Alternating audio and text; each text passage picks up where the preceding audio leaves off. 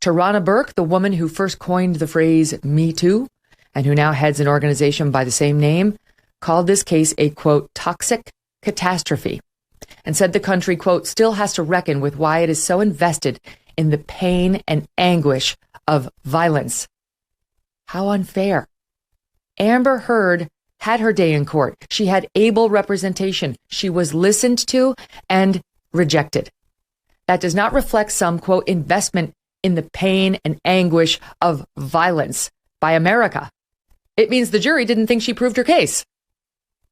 To the extent Me Too was a means of calling out and calling to account abusers who use a power imbalance to sexually harass or abuse women in the workplace, it was a noble mission.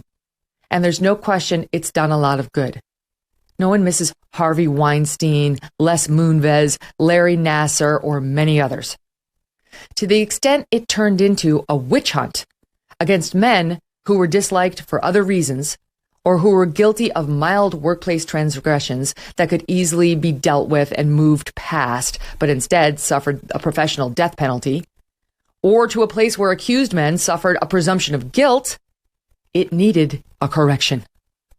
All a woman deserves is the right to a fair hearing, not the right to be believed. Accused men, the same. Each party got that in the Depp v. Heard case. The system worked just as it's supposed to. Okay, so this one is so significant.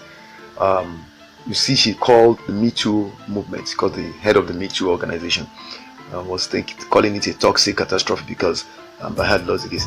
It's almost like these feminists, the one I call the sentimental feminists, they are so blind to reason and logic, which is symptomatic anyway of this extreme emotional nature of women. So there's a woman I had to respond to. I think she's called Sabina. I follow her on Twitter, and I was shocked.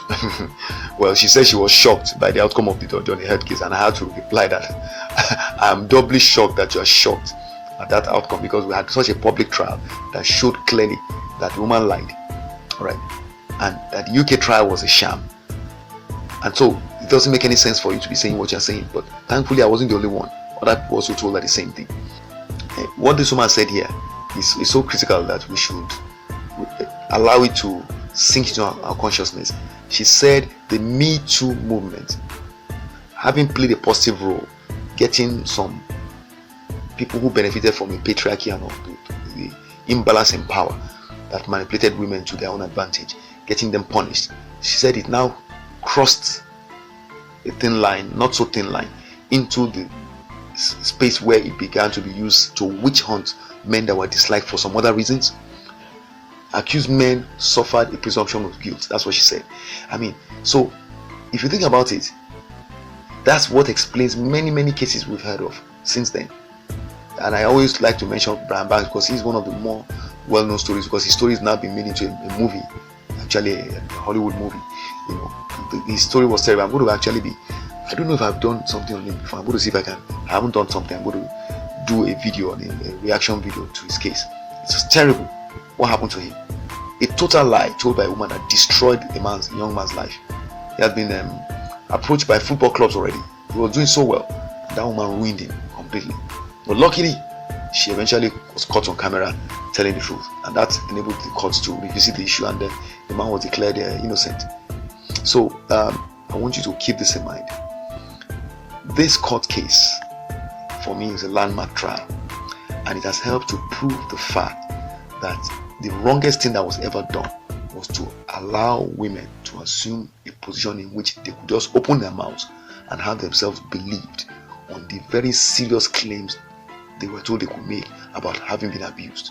Because we know that human beings generally have the capacity to do good and to do evil. So to give anybody this kind of blanket power to be able to just declare somebody as having abused them without giving the person an opportunity to be given a fair hearing was one of the most unintelligent decisions ever made, and it came from the West as usual, and we just swallowed it and we applied it. I want to say that given the fact that the same West has now started correcting itself, which is what Megan was saying, that is the Me Too movement needed to be corrected in that area where it was having its excesses. That correction that has been initiated from the West. I am hoping that the Africans and Nigerians will embrace that correction. All these are wonderful feminist agencies, all these women agencies, support agencies. I hope they will also remember this is a very high profile case. The whole world has been following this case and know they've had these results. I hope they will let it reflect in the way they handle future reports. Yes, we know that there are abusive men, but what we're saying is that there are also innocent men that get accused of abuse, and we're saying that it's time for that to reflect in the way you do what you're doing for women, because there are very naughty women that are exploiting your services to attack and to punish wrongly men that have done nothing, innocent men, and that's not right. It needs to stop. Hopefully this particular case will represents the beginning of what's going to be a positive change that will enable both men and women that are victims of abuse to get justice, and not that some men will be suffering for abuse they never carried out on anybody. Alright, I hope you found this useful. If you have any questions, reach out to me using the contact details on your screen. I wish you well.